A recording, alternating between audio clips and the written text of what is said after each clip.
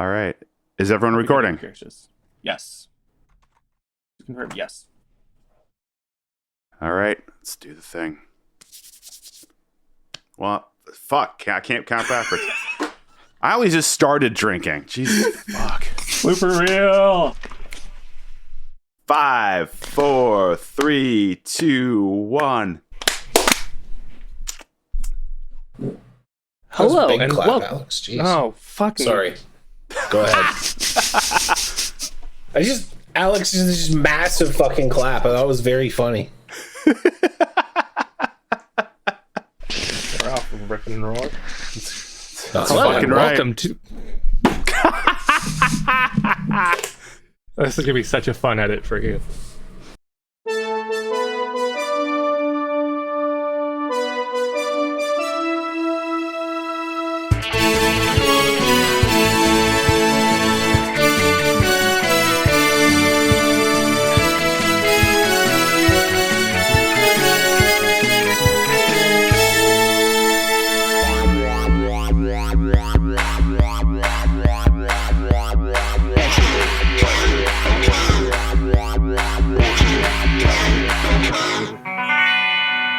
Hello, and welcome to the Neutral Zone Hotel, an unapologetic.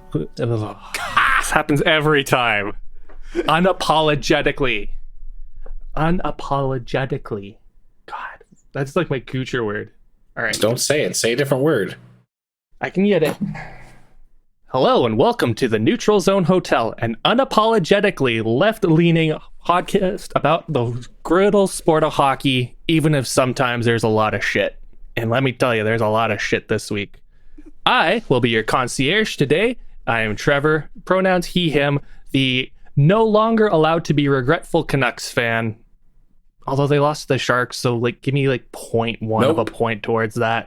Nope. All right.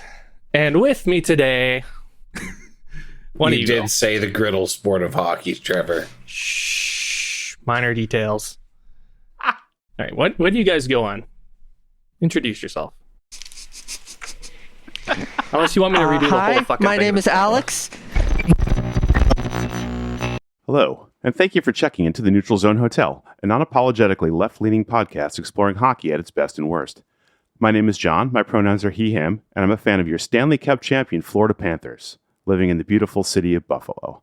I'm so pleased to welcome you to the Neutral Zone Hotel. Now, this is normally where I would introduce a few of my colleagues, but this is the very late shift, and I'm here alone.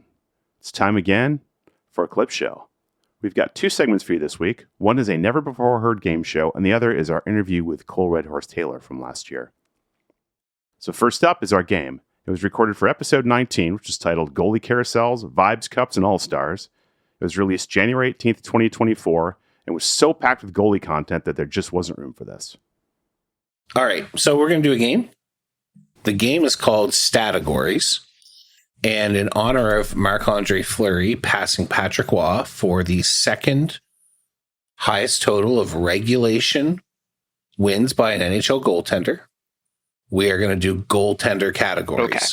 So in Stategories, I'm going to give you a category, and you're going to go back and forth, picking one of the top 20 people in that category. So if I said career wins by a goalie, Alex, you could say Marc-André Fleury, and then Trevor, you could say, Patrick Waugh, and then Ted Brodeur, and back, so on and so forth, until such point as somebody gets one wrong.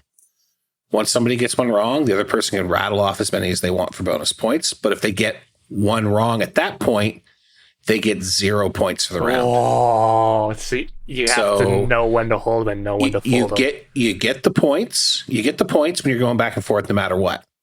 But then it's very much a pressure luck game because you can kill your whole round. So that's Stategories. I'm going to pick a category here. We're going to start super easy. At least I think. And it's the top 20.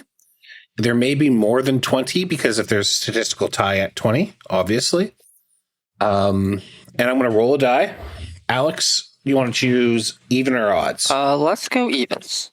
I will roll it on my desk. I rolled a 3. Trevor, do you want to go first or second? I'll go first. All right. So the category is NHL career playoff games played. Oh boy. I mean, I feel like you kind of have to go with a failsafe and say Marty Bergère. All right. And I will tell you what position they're on as well. So, yes, Martin Brodieur's second with 205 games. Alex. Might be blowing it all early, but Grant Fuhr. Grant Fuhr is fifth with 150. Yeah. He's one I had in mind for sure. Patrick Waugh's got to be up there, right? Number one, 247 that's games played in the playoffs.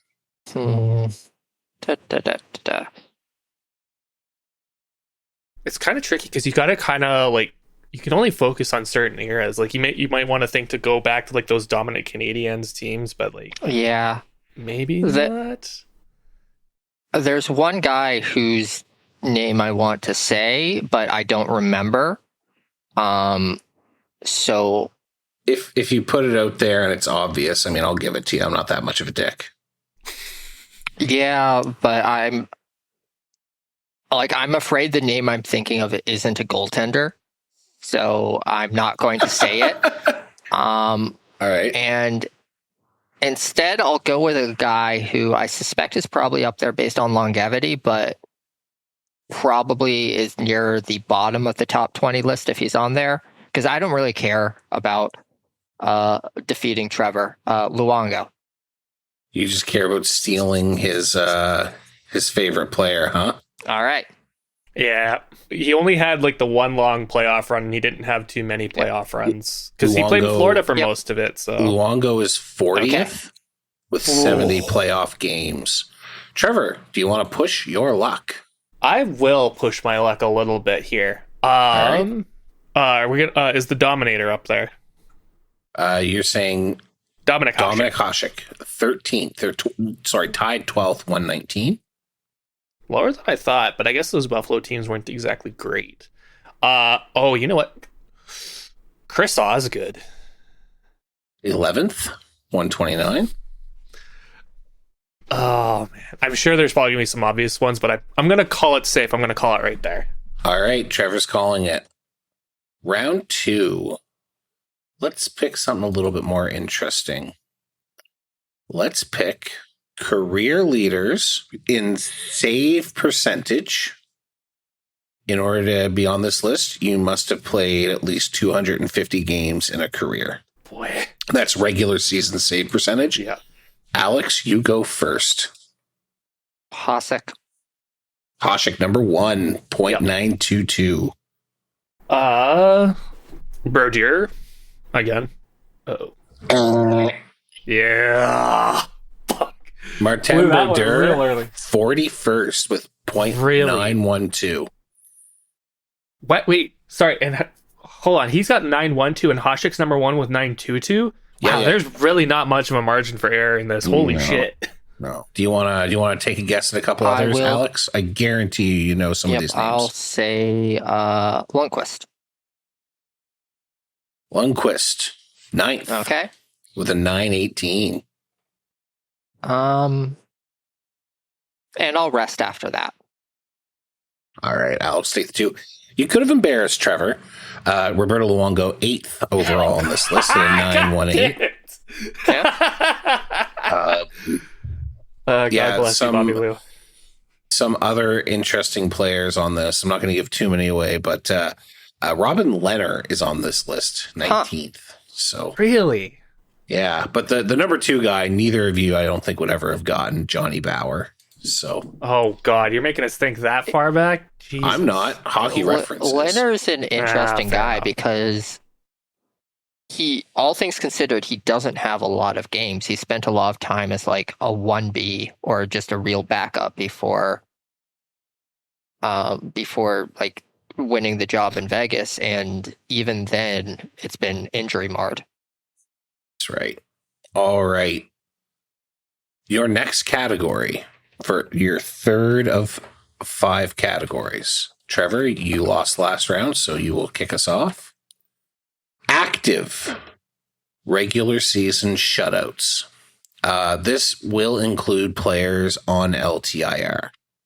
All right. And for some reason, you know what? I'm just going to mentally remove the guy. I'm going to mentally remove Craig Anderson because he retired. Yeah. Another case where I feel like you have to go based off longevity, Marc-André Fleury. Yeah, number 1 with 74. Quick. Number 2 with 60. All right, and now we get into the real murderer's row of it all. No, he's old, but he hasn't played that much, so I don't think Cam Talbot can be up there. I'm trying to do like a quick mental thing, like who's played a while. Oh, this might be really risky, but he's played 10 plus years, and he had some good teams. Is John Gibson up there? John Gibson is 18th with 24. Bobrovsky. Sergei Bobrovsky is 8th with 40. That's lower than I thought it was going to be. Yeah, I have removed some players. So I've removed players who are still listed as active. So Yaroslav Halak was 3rd. Brian Elliott was 5th. Craig Anderson was 7th. I'm not going to make you guess them. Mm-hmm. The problem is, like, goalies that I'm thinking of, I don't feel like they've played long enough to really make a dent in this list. That's, like, again, I think I mentioned someone in passing earlier. Another one that's coming to mind is Vasilevsky, but I don't think he's played long enough to be on here. I know the answer to that question. I know you do, but I don't know if I want to, like, blow it right there. Who's, like, basically the question... Again, it comes down to who's old. Boston doesn't have one. Buffalo doesn't have one. Calgary, no. Markstrom definitely is not on there. Famously, not quite. I don't think Freddie Anderson would be there. No. I know I'm kind of vamping here. I'm like mentally going through every team. I'm gonna put now. you on a timer. Because we got to move this along. All right. Freddie Anderson. Freddie Anderson is 18th with 24. Ooh. You said LTIR guys count, right? Carey Price. Yep. 49. Play into the crowd here. I see how it is. Back to Trevor. Shit. Ooh, Semyon Varlamov? Semyon Varlamov, 8th with 40. Okay. Tied with Bobrovsky. And now it's back to me, and now I have to vamp a bit while I think, because of that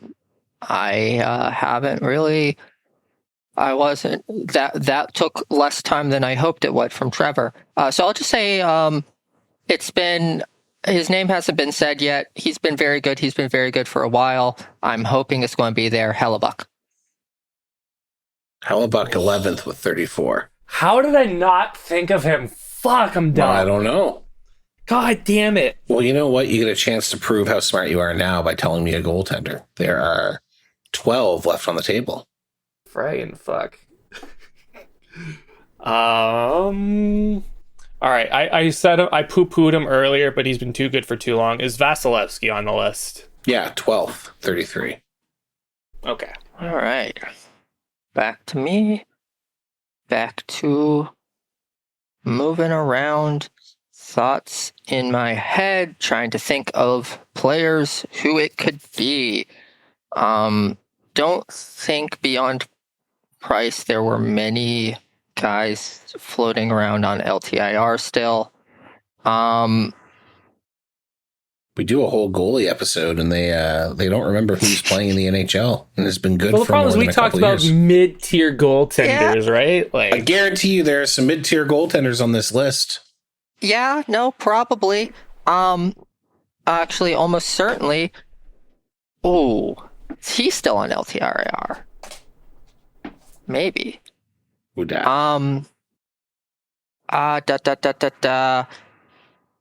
Fuck it, Demko. No. Okay. He has like 7 career shutouts, and over half of them have been this season. Yeah, Demko unfortunately is not. You missed. You for long, bro. Oh, Hellbuck. yeah, I was going to say, Martin I can. Jones, No, Darcy Kemper, Cam Talbot. no, stop. Because I could still guess more points. We can't guess those three. Okay. Wow, Go Martin ahead Jones and is that. tell Oh me- yeah, Martin Jones really is that high up. I forgot he Yeah. kept coming up in stats. I'll just lower the list. I'll put three okay. more on it. Go ahead. Is UC Saros on that list? Yeah, sure is. He is All right. 21st. I will tap out after that. All right. Yeah, you could have taken Jones, Kemper, Talbot, Reimer, Mrazek, Jake Allen. Oh God, yeah. Really? Grubauer, Ranta, Markstrom. Because I took people off, right? So Markstrom, Sorokin, Jari, Leonard, Murray, Georgiev is where I cut it off. Fuck, man. I talked myself out of half of those goaltenders. I was thinking about guessing Jari just for the memes and just because he's been absurdly good at collecting shutouts this year. But nah. Yeah, I talked myself out of Markstrom because he famously didn't have a shutout for the longest time. Like he was about shoutouts to Dan Goes Brown, who wrote an article about how Jacob Markstrom was set to become the record holder for longest player, like longest goalie without a shutout, who was like 3 games away from breaking the record. And go figure, his last line of that article was, with all this said, congratulations to Jacob Markstrom for his shutout tomorrow night. And he goes and pitches a shutout that night. Great stuff, but cool. Category 4 is a hard as hell category. Okay. Fuck. It is single season loss leaders. So which goaltenders racked up the worst? I will straight up tell you there are no active goaltenders on this list. Man. Okay, so this is like most in a season all time. Yeah, you need to think of some real stinky classic goalies or goalies that just had a bad season. All right. I'm not sure. I think Alex goes first. I'm not sure I can name one. Especially if there's no active goalies. I'm gonna gently push you into Penguins history. Yes. And there's definitely some times that I could point you towards, but I do not know the names of the players playing at those times. There are 6 Hall of Famers on this list. So there are some very famous goaltenders of the past on here. Can't give you much more than that. I've got a couple in mind already, but I will pass. I will cede the floor if Trevor can get one because I'm not coming up with any names. Fair enough. Trevor, go ahead. Can you give me a name that counts? Is Gary Suitcase Smith on that list? Gary Smith, number 1, 48 losses in a season. Because this is going to call way the fuck back. Gary Suitcase Smith showed up in our nicknames game that I created way back when. Is Peter Sidorkowicz on that list as well? You know, Alex does get a chance to guess. She hasn't lost yet. I passed. I forfeited. Yeah, you can have Peter Sidorkowicz as well. Because of the Ottawa named to the All-Star game with 3 wins at the time. Yep. Yeah. Can you basically get any my idea would be who is bad expansion team goalies. Can I name others? Maybe not. But at this point, fuck it. Let's give it a shot. Who would have been the Sharks expansion goalie? Was it? No, they split between Irbe and Hayward, so I don't think they would have had enough for that. God damn it. You know what? No. I might just actually tap that one here. Because I knew I had 2 right off the bat, but yeah, I don't know if I could get more. Alrighty, you want to tap? We can tap. I will tell you that you missed Mike Smith. Okay. Yeah, I probably should have said Mike Smith. Was that with Tampa Bay? 42. Let's see. No, that's Arizona for sure. Okay. Glenn Hall, Terry Sawchuk, Jacques Plante, Tony Esposito. Those were from the days when goaltenders were playing 80 games a season, right?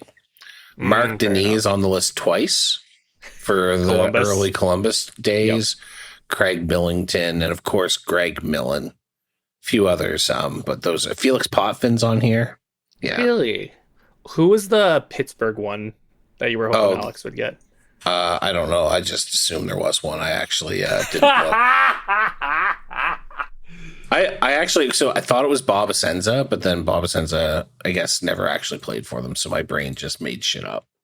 Goalie Bob played for Winnipeg and Vancouver off the top of my head, and that's maybe a couple other teams, but he was only ever back. You got one more category. All right, we're gonna do one more category for goalies as soon as I find it. Top 20 goaltenders, career penalty minutes. Okay. Alex, you go first. Hextall. Oh, yeah, with a fucking bullet.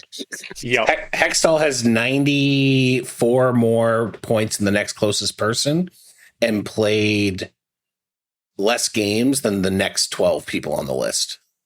Hextall, he was insane. I'm going to say Patrick Waugh just because I think aside from Hextall, he got in the most fights out of any goalie. Patrick Waugh, 262 for 9th on the list. Okay. And for reference, Hextall had 569. What a fucking goon. Okay. Also, it has to be said, nice. Before I start mining what little memories I have of goaltenders before I was cognizant, are there any just at all active players? No. Okay. Not even close. I'm scrolling. I mean, when was the last time we saw a goalie? Oh no, I guess we saw it about 15 years ago. There's not a lot of goalie fights, but there is a Marc-André Fleury is the leader of active with 60. He's 62nd. He has 82 PIMs. Fucking goon. Times to fucking change.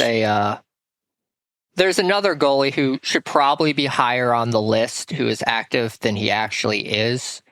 But that's reputationally as much as anything. You know what? Goalies played a while, played a long time, or I guess did a lot of stuff. Who knows? Is Grant Fuhr on the list? Is Grant Fuhr on the list? Yeah, he is 36th. Okay. I'm sorry. Nope. Trevor, you want to take us home and give a couple other guesses? Is Chris Osgood on the list? No. You lose all your points in the round. Yeah, you should have guessed the other one. Osgood was 26th, but Mike Vernon was 7th. Damn it. Billy Smith, 475. Okay. Tom Barrasso, which is what I would have expected Alex to get, 437. I don't Ed think Belfour, about Tom 380. Barrasso. Like, he's just someone who I have removed from my mind as someone who I need to think about because I don't. Hall of Famer Tom Barrasso. Yeah. Fuck, we're just naming half the recent Hall of Fame class right now. Holy smokes. So the final score, Alex, you have 9 and Trevor has 12. So it's actually pretty close. Cool. If it's a game that has like a portmanteau of stat and categories, apparently I'm good at it. The other... Yeah, wait until someone comes up with a game that I can play against you. I think I'll give you a run for your money. The other guy who I probably would have guessed if it made sense for me to guess is... Oh, great. Bennington. Just because... Yeah, somehow Bennington doesn't have that many. It's just a different time, you know? One of these days he's gonna get like a fucking 5-minute major, 10-minute misconduct. It's gonna happen. He's gonna get up there because he's gonna have a few of those. Bennington is 4th for active goaltenders, and with 253 games played, by far one of the lowest numbers. Like, Big Save Dave has 28 PIMs and 177 for 9th. Tristan Jarry is 22 for 13th. Phoenix Copley 19 in 76 games. Sorry, Phoenix. Fucking wait, stupid. 19? 19 PIMs. How does he have did he have a major? Did he get into a fight? Like, that means he's got to have a major in there. Well, you know unless what? He got like a 5-minute, unless he got like a major slash or some shit. Yeah, huh. I'm... something to research for later. Something to look up because I have no idea. PIMs, let me sort. Yeah, he got 17 PIMs in a game against Anaheim last year, February 17th. So Wow. go look that up and figure out what happened, because he did not play the full game. He played 39 minutes. So I'm guessing he got into some sort of scrap. It's very, Excellent. All right.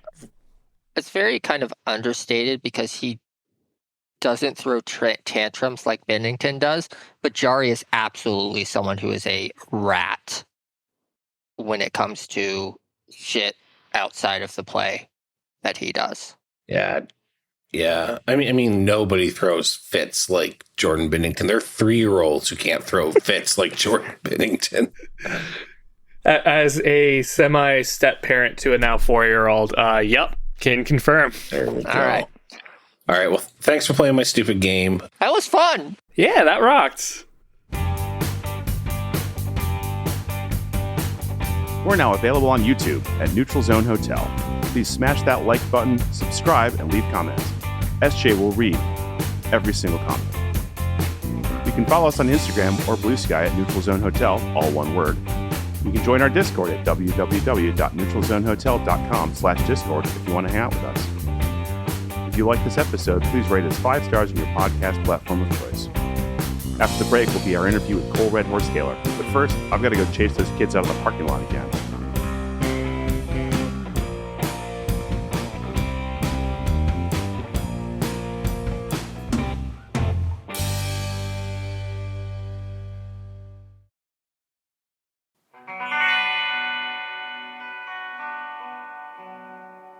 Welcome back. Up next, Benjamin and Trevor chat with special guest Cole Redhorse Taylor about his art, how he ended up designing the mask that Marc-André Fleury wore for the Minnesota Wild's Native American Heritage Night, and the resulting controversy.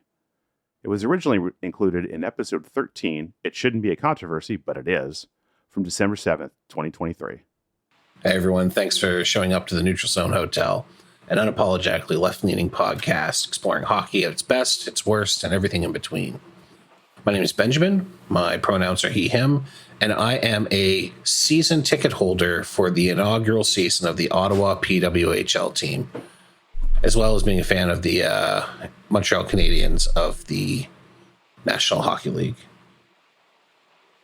I'd like to introduce you to a few of our people on shift tonight, starting with SJ. Hello, my name is SJ. My pronouns are they, them, and tonight I'm waiting to find out if Valerie Nichushkin is going to take warm-up so I know whether to adjust my fantasy lineup. Valid. Trevor? Hey, it's Trevor. Pronouns are he, him, and I'm getting ready to cheer for the underdog of tonight's Hughesapalooza. Given how bad the Devil's been recently, I'm not sure who's the underdog anymore. New Jersey has it's the 2 Devils. Hugheses. Ergo, 1 means you're the underdog. One of these teams has good goaltending and the other has bad. I think that might be more important. We're not going to talk about the Devils again tonight, so if you're a Devils fan, you can just turn it off now. John, why don't you introduce yourself? Hi, I'm John. My pronouns are he, him. I'm a Florida Panthers fan living in Buffalo, and I have a reservation tomorrow night at the Girl and the Goat in Chicago. Nice. That's not a bit, I really do. That's awesome. Nice. That sounds delicious. So tonight we've got a few things we're going to chat with you about. With them, we're going to switch over to a interview segment. It's not a pre-recorded interview segment. We're going to record it after we record this. So that's a little wonky. But we're really excited to welcome Cole Redhorse Taylor to the show. Cole is the incredible Dakota artist who designed the Marc-André Fleury Native Appreciation Night mask that ended up causing all the hullabaloo we talked about last week. But we're really thrilled to chat with Cole about the inspiration for the mask and his time as an artist, what it meant to him to be invited into the Wild's Native Appreciation Night, and of course, kind of some reactions to the controversy.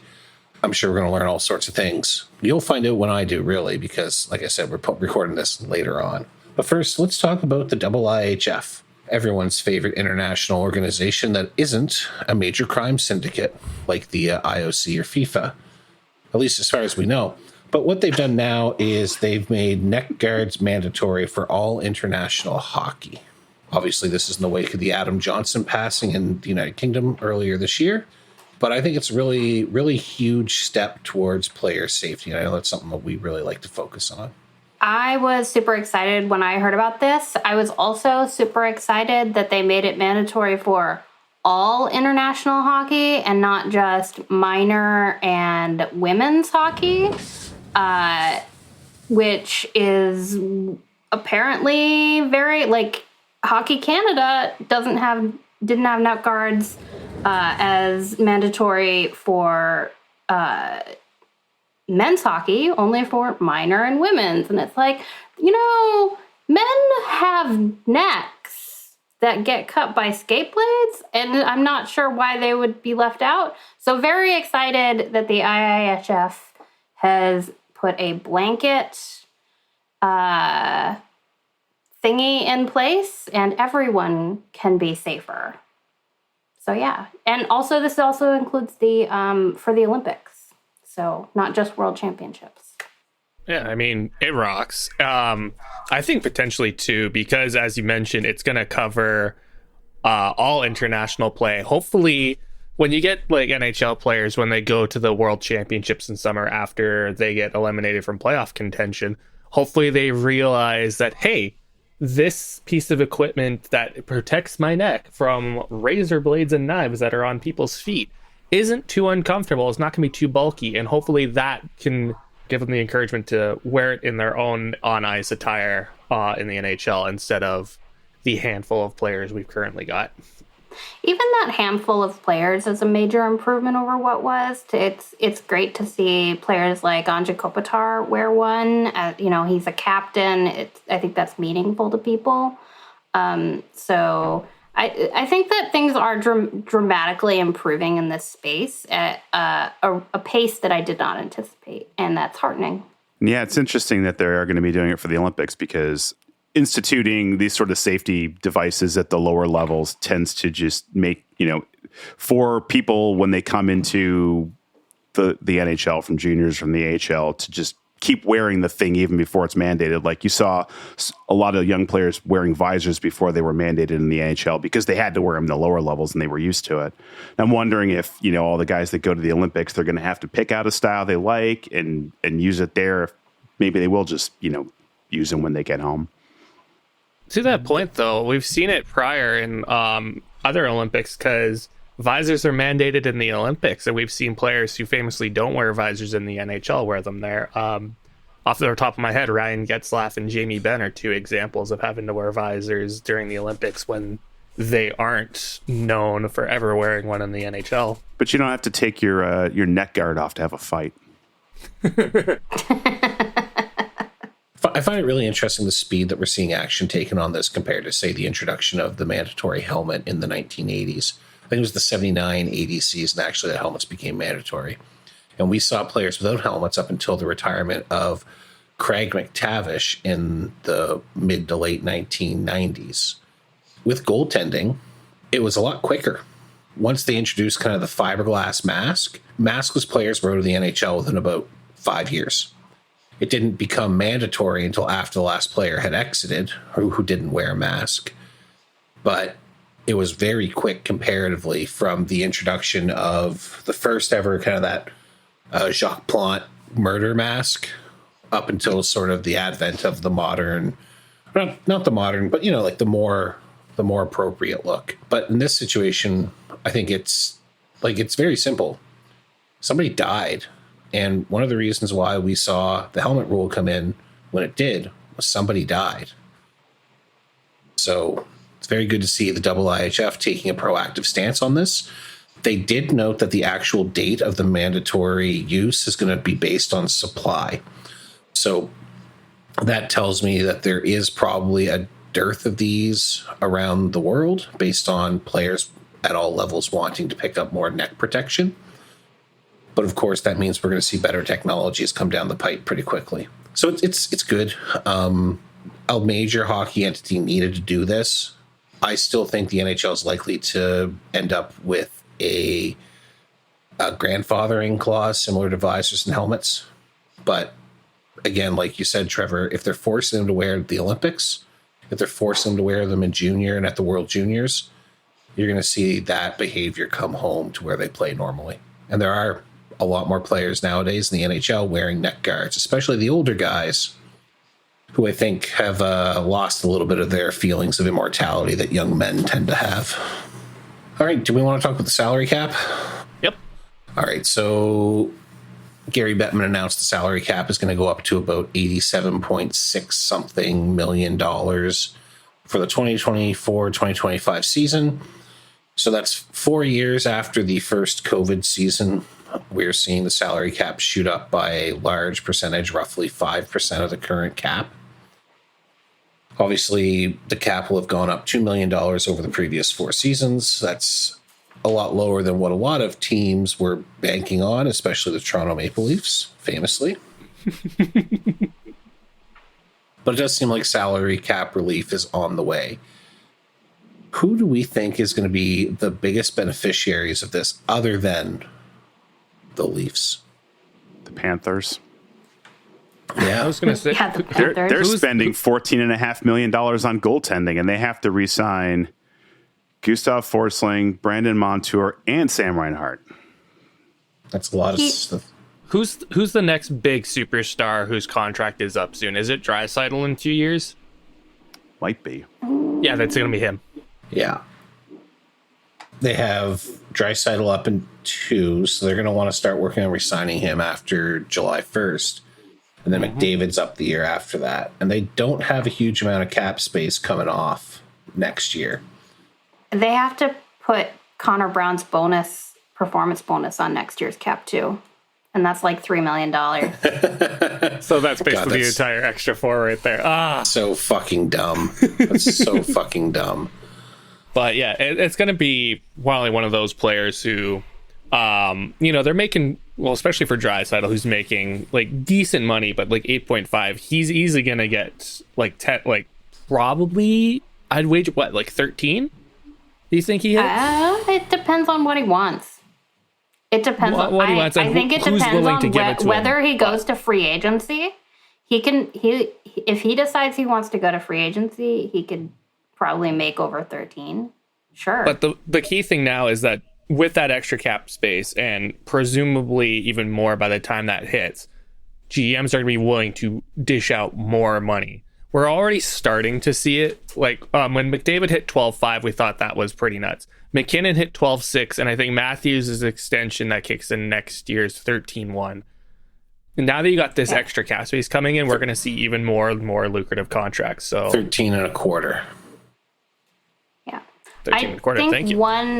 One big consequence of the salary cap being flat for so long is that we've seen a lot of like marginal veterans like Phil Kessel get squeezed out of the league. They're just they're like, I want to play, and there's just no contract out there for them. And we're also seeing a lot more guys just kind of like rot in the AHL when they should be up on NHL rosters, because those NHL rosters only have space for 20 or 21 players instead of a full 23. So this is actually going to be huge for the kind of lower echelon players, the guys who make minimum. There's just fewer jobs right now with the cap like it is being flat for so long. Well, how many times over the past 4 years have we seen a team choose to go out there with less than 18 skaters as a result of cap shenanigans? So Yeah, it's become quite common, especially at the beginning of each season. in the end, when they're just trying to stay under the cap for the last few games. Yeah, I completely agree. Also the middle when everyone's got the flu and they run out of emergency call-ups. I will admit, at least going forward, it'll be interesting to see what GMs are going to blame now, because their scapegoats for the last few years has been, oh, but it's a flat cap. Can't do much about a flat cap. But if it's no longer going to be flat, what's going to be your excuse now? So It's so hard to trade players and picks.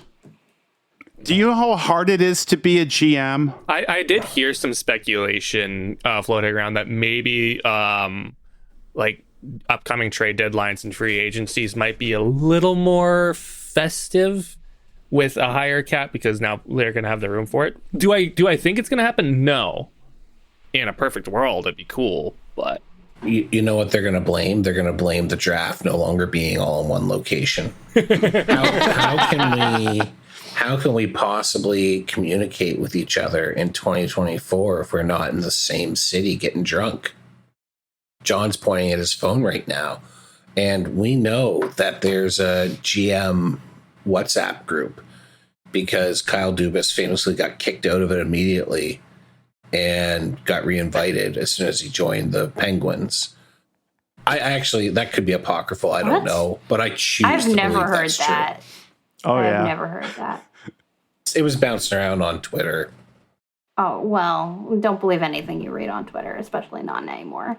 Listen, like I said, possibly apocryphal, but I choose to believe it. I also choose to believe the first thing he did when he got invited back in was scroll up and see what they said about him after he got kicked out.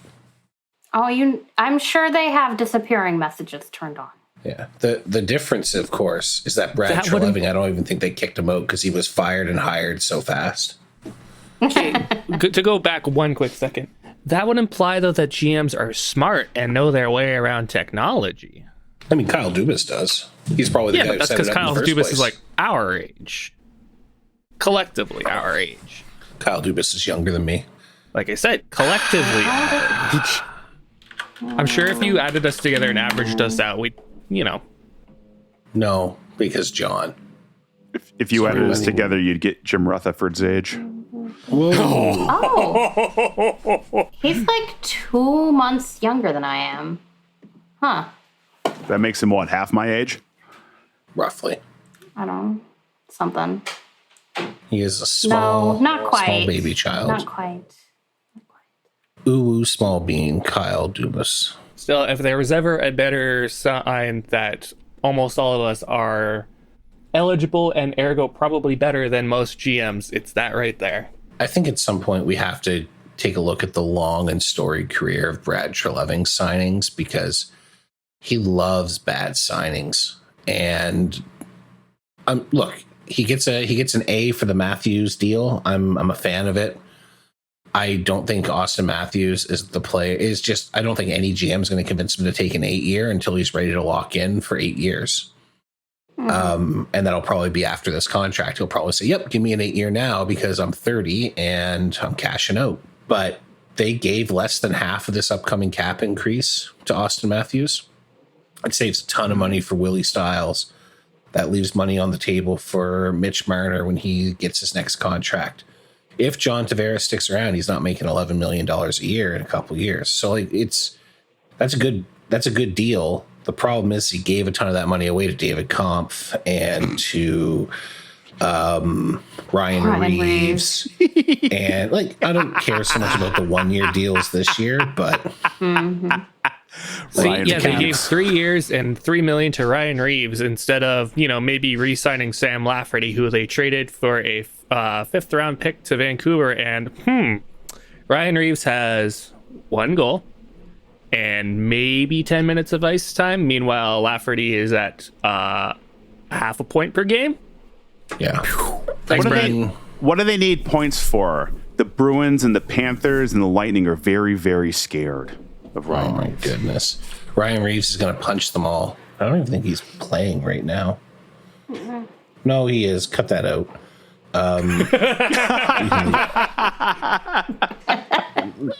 Anyway. The point is, I said at the beginning, let's not talk just about the Leafs, and here we are. A couple other teams I think are going to really benefit are the Pittsburgh Penguins, who are perpetually capped out, the Vegas Golden Knights, who always seem to use every drop of money, and the New York Islanders, who are going to need to go find some players because it turns out that everyone not named Ilya Sorokin is bad. Oof. They have like 7 players locked in for years and years. Yeah, Barzal, Horvat, Pierre Engvall somehow, Ryan Pulak, Scott Mayfield. Yeah. The problem is they have so many marginal players locked in for long term. Adam Pelech. Yeah. I think we said this before, or I definitely have, but like most GMs don't worry about what's going to happen 4 or 5 years down the road because they're going to not Lou be there. Lamoriello certainly isn't. Lou Lamoriello, 4 or 5 years down the road, he's going to be fucking dead. So why should he worry? Absolutely. Do we want to talk about the Sphere? Fuck the Sphere. Yeah, so we chatted about the draft a little bit earlier. It was announced today, on Tuesday, that the NHL is likely holding the draft at the Sphere in Las Vegas. So for those who don't know, the Sphere is a giant LED screen sphere that James Dolan owns and has graciously offered to host the NHL draft there. Which, For a small fee. how pissed off would you be if you were a NHL GM and they come to you and say, hey, the draft's in Vegas, but you're not going this year? Well, no, they are going this year. Oh, they're going to go this year. Never mind. Yeah, this is the everybody's last going this centralized year. one. This is the last one. And they were talking about making it a big kind of bash for that. They're going to get so fucking hammered. Yeah. I'm sure. Somebody's going to try to the walk through speeches. the screens. The speeches are going to be so long. The TV product is going to be worse than ever. They're going to make it so bad that people are going to be thrilled the next year when it's all distributed and there are like no speeches. Oh, actually, I'm really looking forward to that. Let's bring it down faster. Think about what's going to happen when they announce a trade and Gary Bettman gets up and they put his head is the entire Sphere. You're going to want to hear this? Okay, well, we've shot the shit for long enough, so we're going to take a quick break. When we come back, you're going to have an interview with Cole Redhorse Taylor, like I said earlier, the designer of the Marc-André Fleury Native Appreciation Night mask that caused Gary Bettman to curl up into a ball and cry, presumably.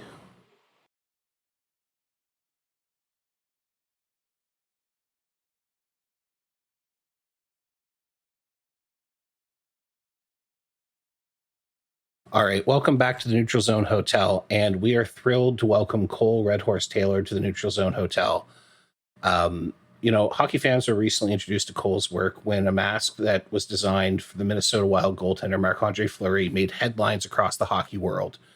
But Cole is an established Metawakanton Dakota artist from the Prairie Island Indian community in Minnesota. You can check out his work at ColeRedhorseTaylor.com. Find him on Instagram and Facebook. Cole, welcome to the hotel. Do you want to add anything to my hopefully okay introduction? No, well, thank you so much. I'll just start. Hamitaki Tashim Kankarita Emakiaki Neo Kanto Hamacha God Himataha. Hello. Thank you for the introduction. I just introduced myself in our Dakota language. I stated, who I am, my traditional name in our language. I also stated what band of Dakota I come from, and I also stated which village I live at, which is my community. Thank you so much for having me. And you did a good job introducing me, so thank you for that. Thank you for being sound in including that in my introduction. I'm here to talk about everything that's kind of come in the wake since everything happening with the collaboration that I did with the Minnesota Wild and with Marc-André Fleury. Yeah, and we're really thrilled to talk to you. I think we're just going to kick off the couple kind of basic background questions, and we'll kind of seg into the whole events around the Wild's Native Appreciation or Native American Heritage Night. Trevor, I think you're up first. Yeah, just pretty simple. It's what's your history with hockey in general? Like, were you a fan coming into this, or was this something that you were just kind of aware of but didn't necessarily pay too much attention to? So I've been a fan of hockey since I was like in high school. I'm 29 years old now. But I'm not the best fan, I have to say. I don't know every single stat. I don't know every single player's name. So I'm a decent fan. I'm not even much of an athletic person, but if I had to, and I'm not much of a sports person, so if I had to pick a sport, obviously I would pick hockey. So yeah, so that being said, though, I still enjoy going to Minnesota Wild games, even if I don't keep up with our stats, for the season. I just think they always put up a hell of a fight every single time. So I guess the history of me sort of going to Minnesota Wild games is because my tribe, the Prairie Island Indian community, we're Dakota. We reside in the state of Minnesota, and we're one of four federally recognized Dakota tribes, and amongst 11 federally recognized Native American tribes in Minnesota. So we have, our political identities and our geographical, locations that we all reside in. I understand you guys are from Canada, right? So you guys understand, how Indigenous people have relations with where they, the sort of states, but I mean, you guys have territories, or not territories. Yeah. We have provinces. Provinces, I'm sorry. We have, yeah. You guys have provinces in Canada, and so it's like that with we have states. So we have our sovereign sort of our sovereignty in these states, also like in provinces too, and so we have our own communities, we have our own enterprises as well as a tribe. And so with my tribe, we have our own enterprises with casinos and stuff like that. We own a casino, which started as a bingo hall, way before I was born. And, very thankfully, we were able to, profit, decently off of that. And, my mother served on our tribal council my whole life, up until recently. She retired. So I've always just known what's been going on in where my tribe is in relation to our state and everything like that. And so all of that being said, we, because of how we've been able to provide for ourselves, we also sort of give back in a lot of ways, financially. And also another way in which we do that is we sponsor sports teams.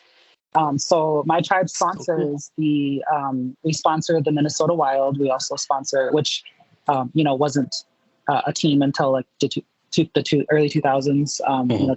They were the North Stars before then, but I don't believe we sponsored them back in those days. But we sponsor the Wild. We sponsor the Minnesota Twins, which is the baseball team. We also sponsor the Timberwolves, which is the basketball team, and also the Minnesota Lynx, which is the WNBA, the women's basketball team. And fun fact, the WNBA team, the Lynx, they have been our only team, a sports team that has brought home a championship in the last 15 years. So yeah. So we're pretty big. We're pretty big on them too. We do not sponsor the Minnesota Vikings, which is the NFL team. So, so we have all these relationships because we also are located close to the Twin Cities geographically. The Twin Cities is within an hour of my tribal boundaries. And so, we sponsor these teams. And so therefore, there's this relationship that happens between us.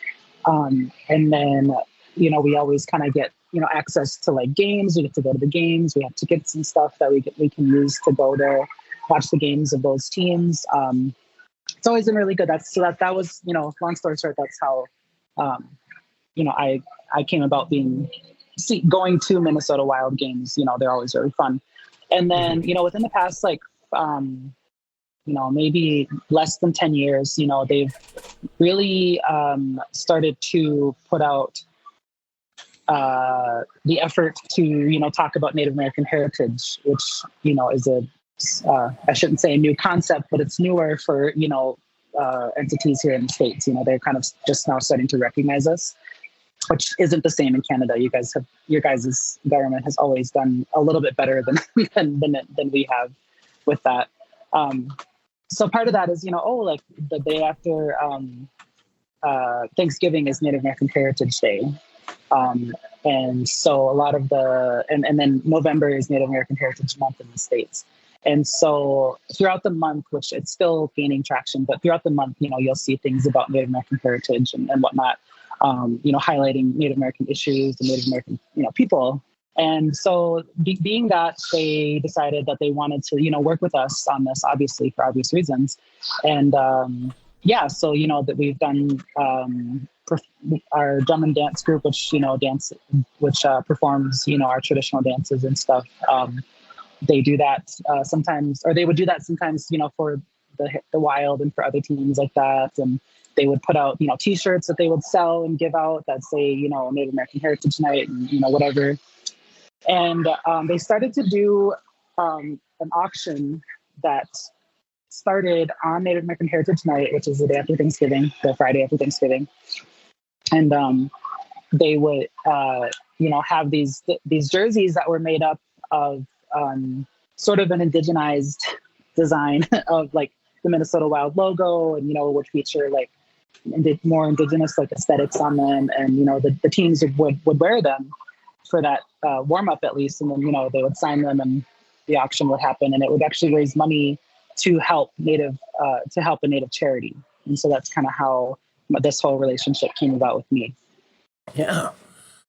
I mean, it's such a fascinating backstory, and I think it speaks to the broader place in the sporting world that our Indigenous friends and partners can take. That's really incredible. Cole, I hope you're not going to be offended. I spent some time going over your website and your Instagram, and I just have a couple questions I want to ask you, maybe about your art and that, and then maybe we'll get back to hockey. So first is that I noticed a really interesting Facebook post where you were encouraging some other Native American artists to spend time with the Minnesota Historical Society as a Native American artist in residence. And you spoke really fondly about the program there. So I was wondering if maybe you could chat about that a little bit. Yeah. So, I have my bachelor's degree in fine arts studio with an emphasis of drawing and painting. So I do have a fine arts background. And fine art, what we sort of in the art world have, or at least in the Native art world, what we consider fine art is like, what was considered fine art from like the Western cultural exchange, like painting and drawing and all this stuff, like all that stuff. So, I did have a background in that, but, with Native artists that do, artwork based on, their culture, we have a way in which we actually blend a lot of those themes, a lot of those traditional themes, a lot of those cultural based themes, but also blending it, using those modes of art making, painting, drawing, whatever. So I had a background in that, but I've also done traditional art for what we call traditional art for since I was like 13. I've done, and by that we mean like beadwork and quill work and regalia making and all this stuff, hide painting, whatever like is traditional to like each tribe's culture, material culture, like that's what we consider traditional. And so I've been doing that stuff since I was 13. I never really considered it an art form until I really got to know more Native artists and got to see like where they were in their career, which is since Native people have been introduced to fine art, like the conversation has totally changed behind whether like Native art is considered primitive and whether it's considered craft and whatnot. That's all changed. And so I was very highly inspired by that. And, I carried that with me when I, was getting my BFA. So after my BFA, I actually spent, after I received my BFA in 2017, I actually spent, a lot of years deconstructing everything because I just hated going to an all basically an all white college. I still surrounded myself with Native people in this, my college is in Minneapolis, which is in the Twin Cities, the urban area. Like I still surrounded myself with Native people, but, when I would go to be in class, go to school, like I wouldn't have that. So, and of course I wouldn't have the mutual understanding of what I'm trying to do, because my peers and my instructors were all mostly white, non-Native. Right. And so, so I spent the time afterwards deconstructing from everything and just really wanted to get back to doing traditional art forms again because I just didn't have time to do them before. And so, I went back to it. I started doing beadwork. I learned how to do quill work, which is its own type of, traditional art form. I threw myself into doing, traditional, ledger drawings, which is you've probably saw on my website and my social media. Has its own little niche in the art world. So yeah, I did all that, and one of the things that I had seen, or actually I should backtrack too as well. I also have like a bit of a side background in the museum work and the museum field, which obviously Native, like you said, Native people, like you mentioned, and Native people, do have a really tumultuous relationships with museums for obvious reasons, because we were just our material culture, our ancestors' literal remains. I mean, like our ancestors' bones were collected into these museums for like ethnographic and anthropological like reasons. And so, but now because we know where those objects are, a lot of times the art, like the traditional art forms that are in these collections, the historical objects that are in these collections are more emphasized now. And of course, that's where a lot of people, Native people, we find, inspiration from. It's from those older pieces, those older items that are in museums. And so I have a relationship with the Minnesota Historical Society, which is the museum, but it's also like almost like a campus of museums. And the main museum is the Minnesota History Center, which is in St. Paul, Minnesota.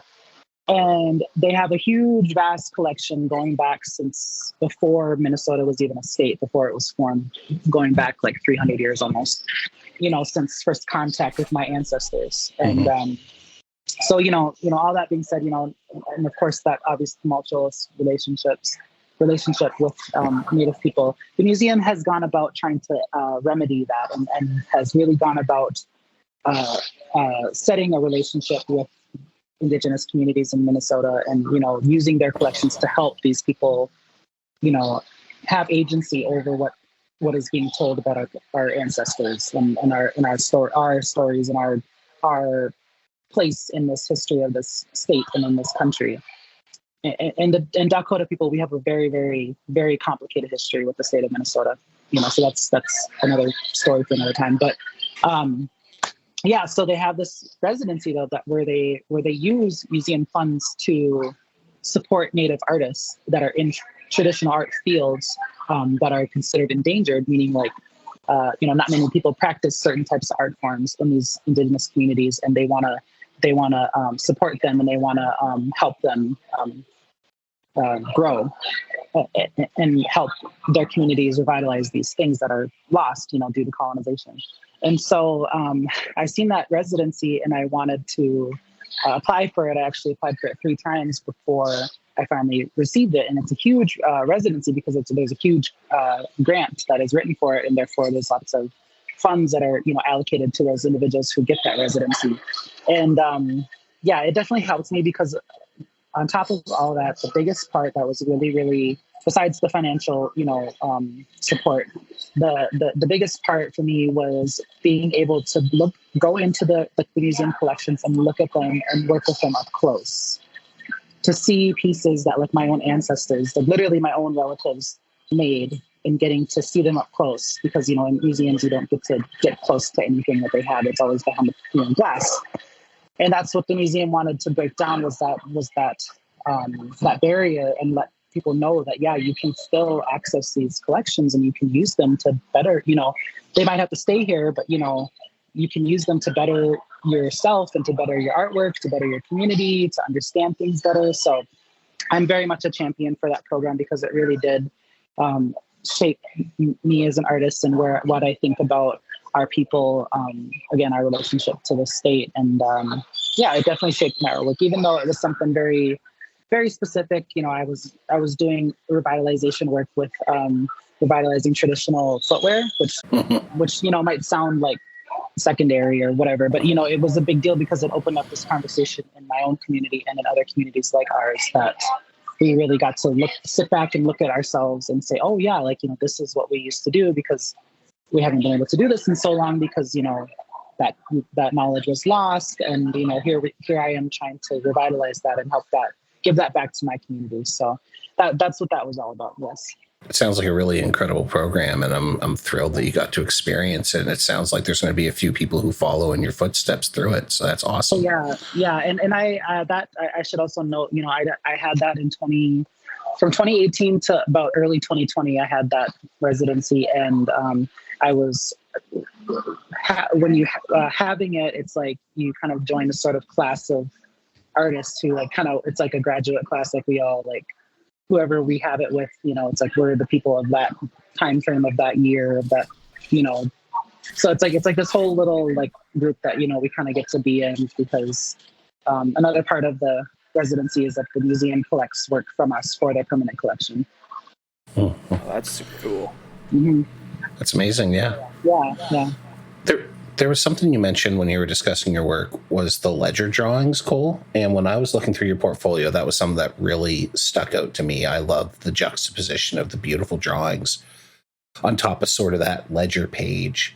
So I was kind of wondering, what's the significance of using the leaves from those ledgers to make the art with? Is there something else there? Is it just something that was lying around? Or a little bit of both. It has a really long and very dark history to it. Essentially, the style in which I did those drawings are very flat, very 2D, almost kind of like not hieroglyphics, but how like in ancient Egypt, how they have like the paintings on the walls, or like Paleolithic, like Europe, there's like the cave paintings and stuff. That very flat, very illustrative style was actually a really traditional way in which my people told stories. That was a mode of storytelling for us. And it has its roots in painting on animal hides and keeping record of things that happened visually, because we did not have a written language as most majority native indigenous people in this hemisphere, North and South America, really. But for the most part, my people, we don't have a written language, and we relied on visual language. So visual language and oral traditions and oral histories. So that was our way of sort of telling a story. And, it kind of had this whole shift when colonization happened, and, our relationships with settlers and the U.S. government, turned into something pretty bad. They switched their materials from animal hides and traditional paints to colored pencils into paper, and then eventually they would just use ledger paper, which is a ledger is like a receipt book basically that people old businesses would use back in 1800s, 1900s, and as a way to keep record.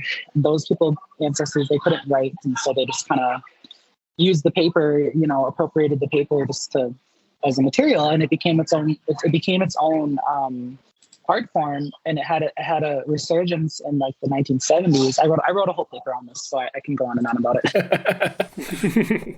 It had its own resurgence in like the 1970s and 80s. Excuse me.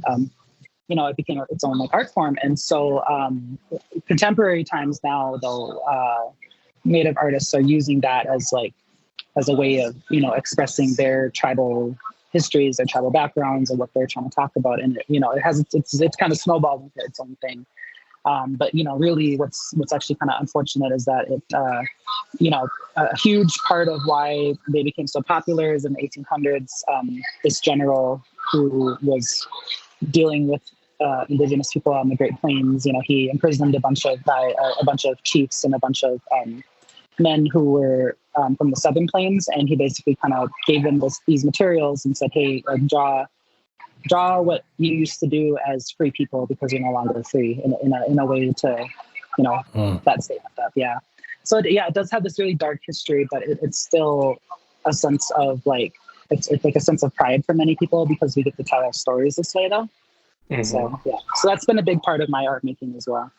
Yeah, I was really struck by it, and knowing a little bit more of the background. I mean, a poignant reminder of the legacy of that interaction, but a beautiful way to bring it kind of back around to the modern era. Yeah. So great stuff. Mm-hmm. Trevor, do you want to maybe take us closer to the Wild? Yeah, we will. Yeah, we're gonna circle back around to hockey, and again with the recent work with the Wild. Can you talk a little bit to us about what the process was like? How long ago did they reach out, and who was involved with all of that? Yeah. So, so, again, like I said, my tribe sponsors the Minnesota Wild, so they have this relationship that's been, built up over the last couple of years, and now it's like, they have this Native American Heritage Night that they always keep in mind. And so, this past fall, like early fall, late summer, I was notified that, or there was a call that was put out into my community. They wanted to look into my community and ask an artist to apply for this opportunity to collaborate with the Minnesota Wild. And so I applied for it. We're a small community, and so I don't really know of too many other artists, but I know that there are some. So to keep it fair, they have to of course have the application system be what it is for that. So I applied. I put in they put out like a little application through our tribal. We have social media pages for our tribal, not business, but like tribal news and stuff like that, just to keep the community informed that, because we all use social media now. So yeah, they put this application out, I filled it out, and then, I got word that I was selected for it, and I was like, okay, cool. Cause we had to, of course, submit, credentials and portfolio stuff. And I've done digital work before, or in recent times, I've done digital work. I use Procreate, which is a software on your iPad. Which sounds, rudimentary, but, it can do a lot. So I have done that before. So I, use that in the portfolio that I submitted. And I was notified, and, I was told the timeline in which they needed things to be submitted. And, they were going to set up meetings with the people who work with the Wild, the kind of the in-between people that work with the Wild, our casino, our enterprises at the casino, and then, of course, us as community members.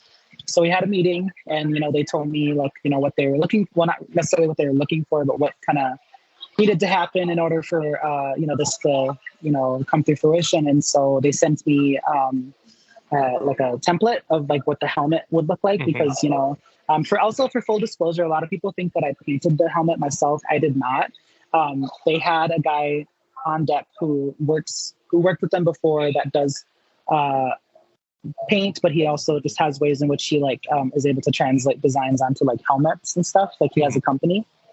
So, people think I painted it, but I didn't, so I just want people to understand that and think that I'm not trying to take credit for that part. But everything I designed, which, you saw in my social media post, I designed. And so, so they're like, yeah, this is what we're looking for, for this time frame. They gave me a time in which they would need everything by, which to me wasn't even like at all impossible.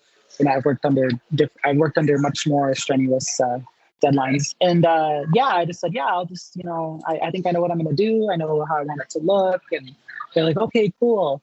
And I, they trusted my word on that. And then I, sent them what I was, the draft that I came up with, and told them what else I wanted, featured onto the helmet. And they're like, oh my gosh, this is perfect. And they're like, Fleury, like Marc-André Fleury, his nickname is Flower, like the flower, because I guess that's what it means in, Quebecois French. And I was like, oh, cool. I was like, because you saw the floral designs that I did, I didn't even think of that. And, it wasn't necessarily intentional, but it just really worked. And then I also told them that I really, really wanted my people's language to be featured on the helmet. I mean, we've since applied our language to the alphabet. So we have our own syllabary, which we use the alphabet to translate our language into written form.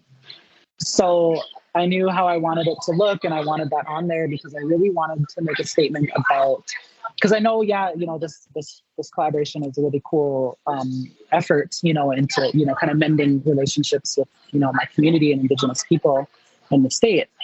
But there's still, and with sports teams too, the whole professional sports leagues, like they have their own tumultuous history with Native people, mascots and whatnot. But I knew that that's not perfect. And I knew that they have a lot of work to do. So I wanted this statement to happen at least so that I could really, it could really make a statement, and it would matter the most to Native people, to Dakota people, into my community. And so, so they were like, yeah, like, that's awesome. Let's, we're totally down for it. And then they're like, too, they kind of told me like the reason even that they're doing this is because Marc-André Fleury, really holds Native issues, close to his, his family, because his wife is Indigenous, she's from Canada, she's, I believe, Micmac from the eastern part of Quebec. And so, it was important for him to do this. He wanted this to happen too. And so I just thought it was super awesome. And so sent them my designs and just, they said, okay, yeah, we'll make it happen. And, you hear from us in a month or so. And this was in October. So they're like, you'll hear from us in November when we have the designs done and everything. And I'm like, okay, cool. And then we had a meeting the week before the Wild game, before Thanksgiving weekend. And I got to see the helmets designs online. And I was like, oh my God, this is crazy. And it looks I guess maybe the reason people think I did this because, I painted it physically is because it literally looks exactly like how I designed it. And I just thought it was the guy who did it did a really awesome job on doing it. And verbatim, it's literally the same design, which is awesome. But he still had to do it by hand, which is crazy. Mm-hmm. So it turned out amazing. And yeah. We've, through other occasional posts we see whenever goalies make new goalie masks and get them painted, it's a very collaborative process. And obviously full credit as well can go to the guys at Shell Shock Painting for taking your beautiful design and translating it to the mask. That reveal that you mentioned, was that the first time that Fleury saw the mask as well? No, so the actual, I didn't see them in person until Fleury saw them. Well, a little bit before the day that Fleury saw them in person was when I also saw them in person. So we saw them, we had a quick meeting on Zoom. I saw the helmets and I was like, oh my God, this is awesome, which I just saw a picture, So I was like, okay, cool. And also for full disclosure, they actually did produce 2 helmets. One helmet is the one that he wore, and the other helmet is one that I tried. Or I think they kind of had an extra design hand just in case, but essentially my tribe was able to acquire that one for ourselves, or they allowed us to have it. So, yeah, that's really cool. Wow. Yeah. Mm-hmm. So there was 2 of them, yeah, but of course one of them was what she would wear.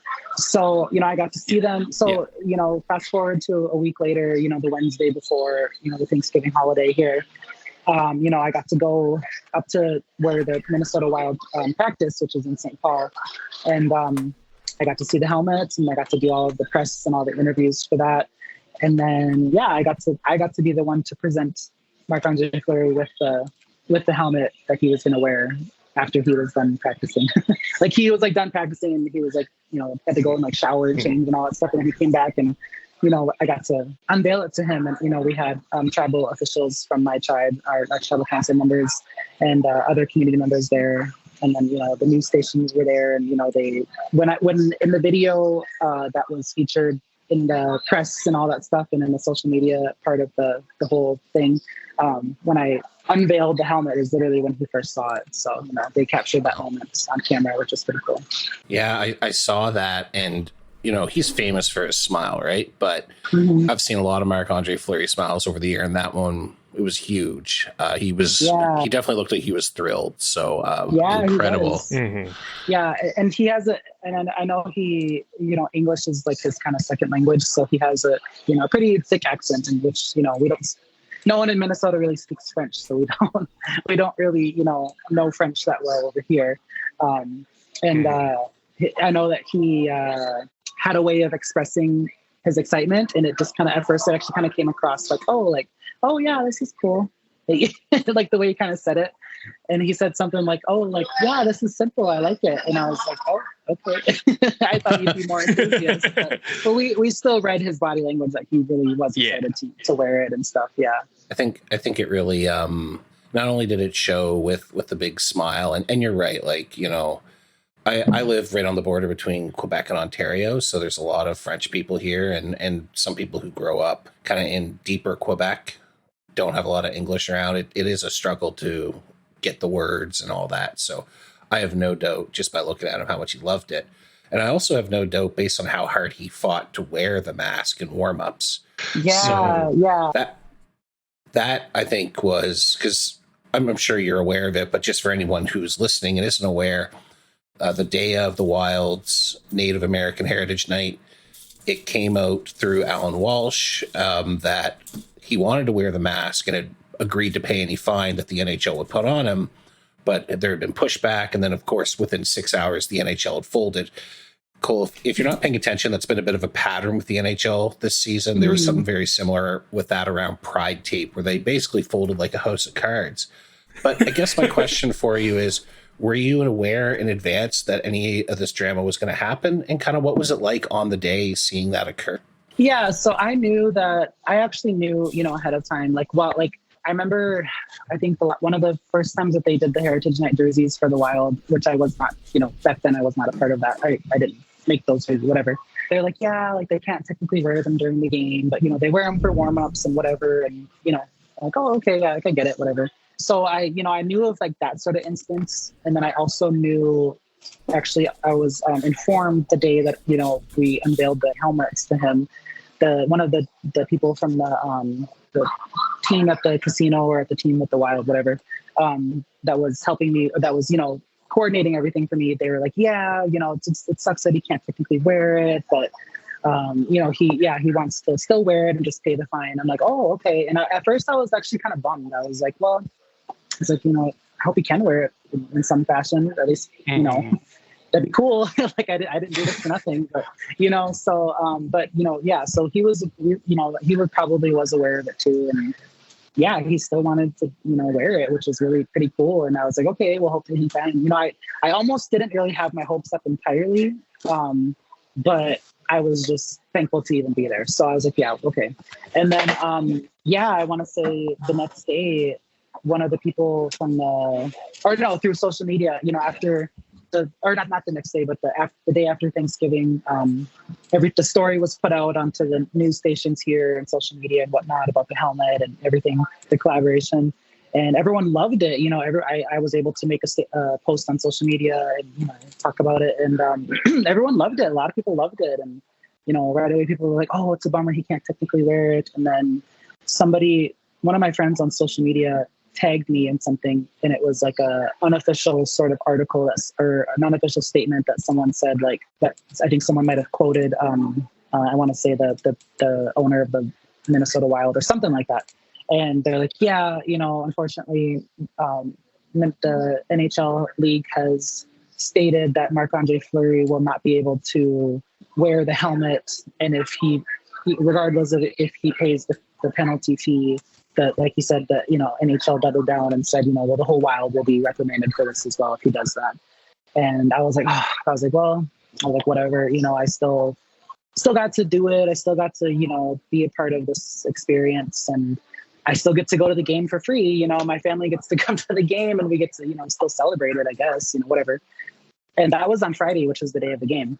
Then immediately I was contacted. It became like a bit of a storm then, and I was contacted by the Global National newspaper or news outlet, which is, I believe, a Canadian news outlet in Toronto. Yeah. It's a national news organization, like an NBC type thing. Yeah. They contacted me and wanted to interview me quickly, right away. They're like, yeah, can we do this? And I'm like, oh, I didn't even know if I technically could. I was like, am I allowed to? I don't know. Am I allowed to say anything about this? And, I talked to the people from my side of the collaboration, and I said, yeah, go for it. It's fine. So yeah, I said what I said there, which I think you can find that article now because it was posted right away.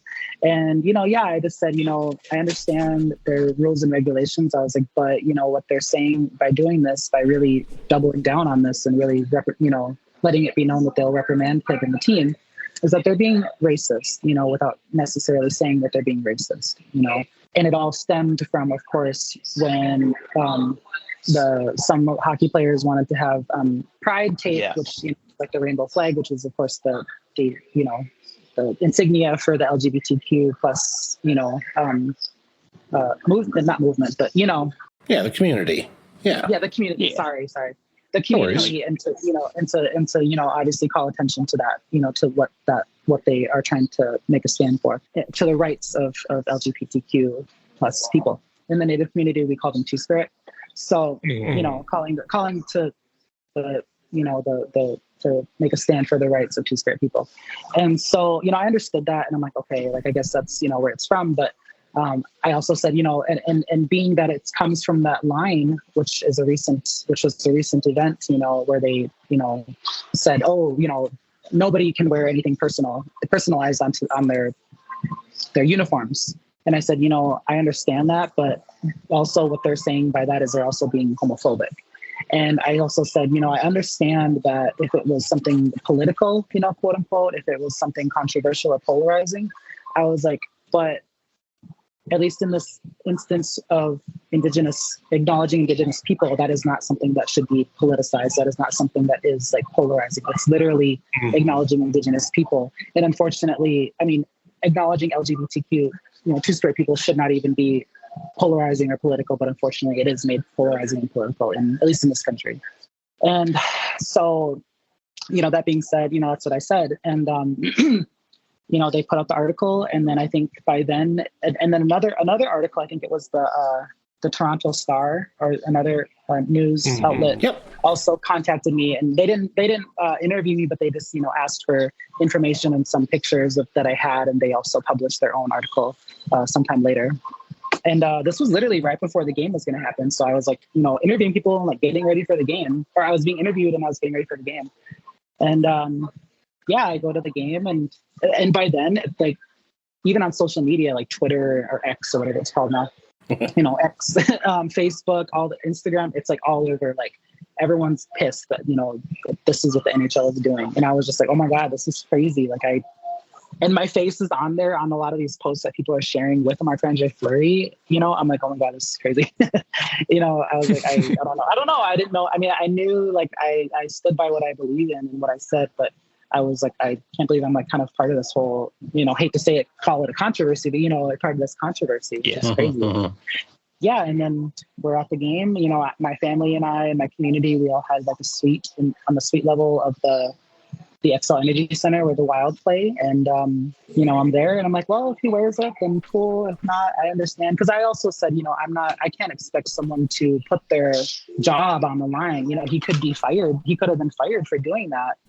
And so I wouldn't expect someone to do that, but I still was thankful that he still acknowledged, like he still was passionate about this, at least to want to have worn it. So so we're sitting there and they're coming out, it's the practice round, and I didn't even know actually that Marc-André Fleury wasn't even scheduled to play that night, so he was actually just there just to practice, which is funny.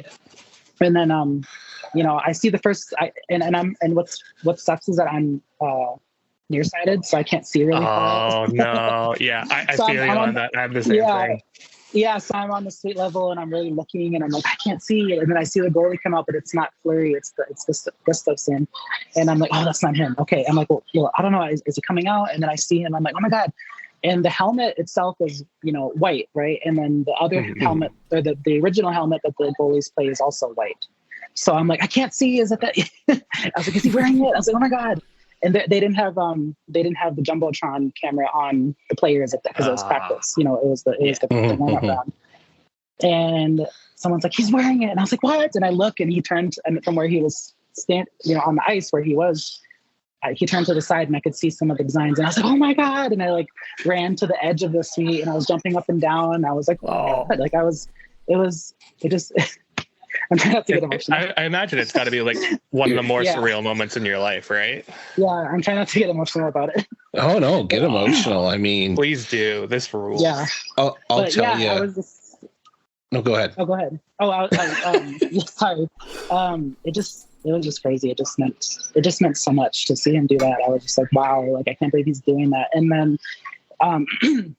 people were sending me pictures who were close up to the ice, because we were so far up, and everyone was sending me pictures, and the people on the Wild team and on the not the team, but the people, the press team or whatever for the Wild, and the people from the Casinos press team, they were like sending me pictures, like, oh my God, he's wearing it, and it was just crazy. I was just on cloud nine, like and then I think someone's like, well, he's not playing tonight. I'm like, I don't even care. He wore it. Yeah, exactly. And then all of a sudden it blew up from there even more. So it was so crazy.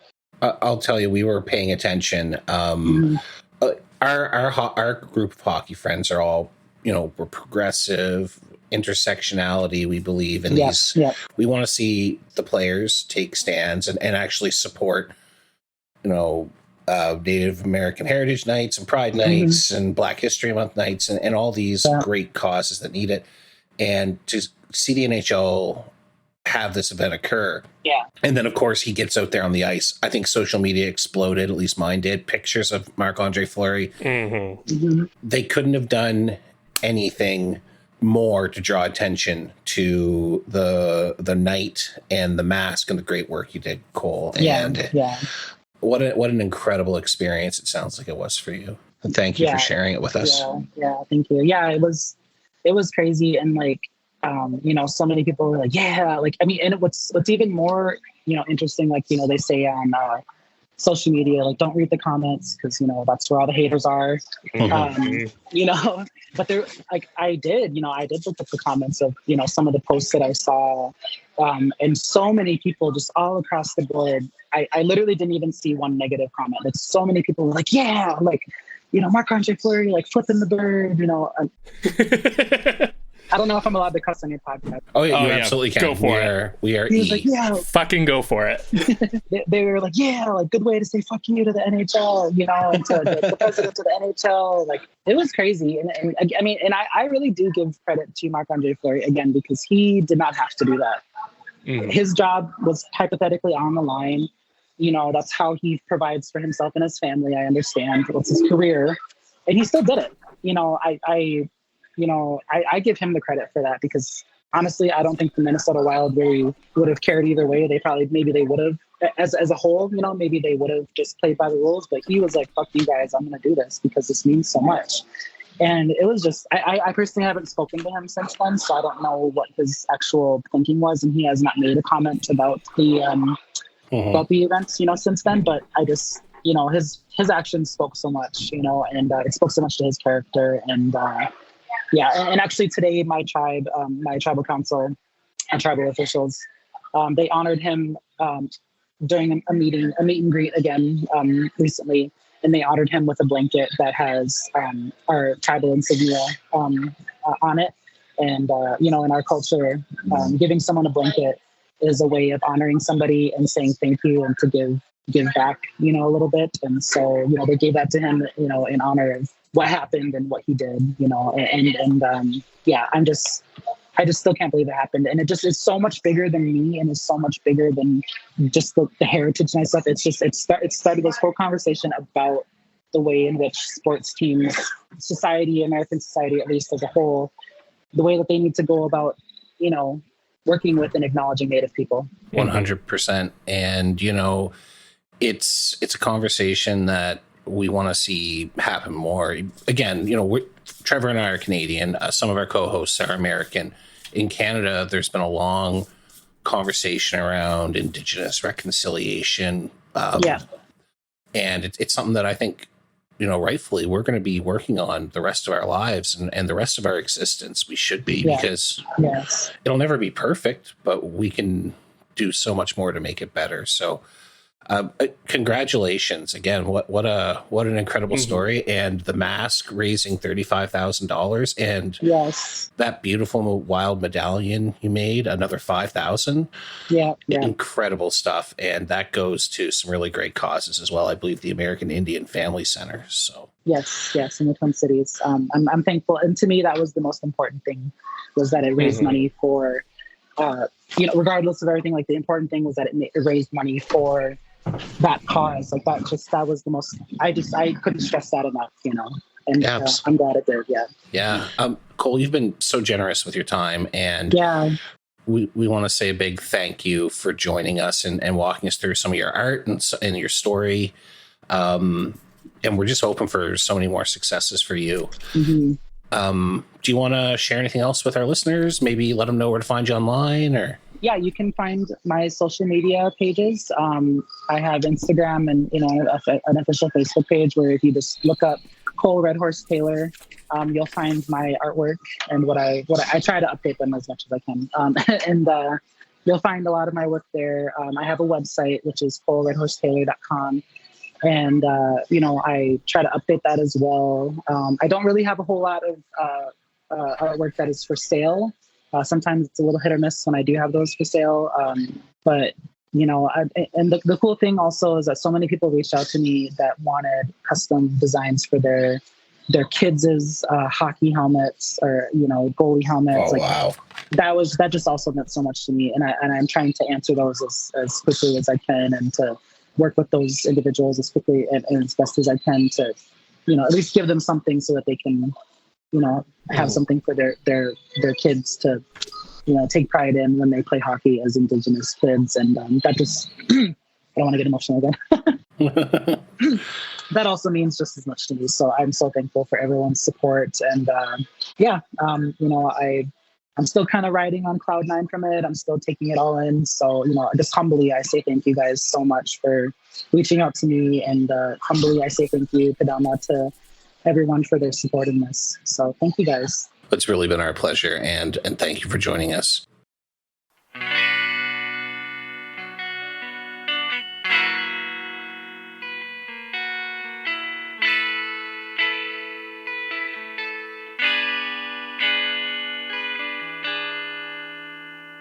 Hope you enjoyed that conversation. Thank you again, Cole, for being so generous with your time.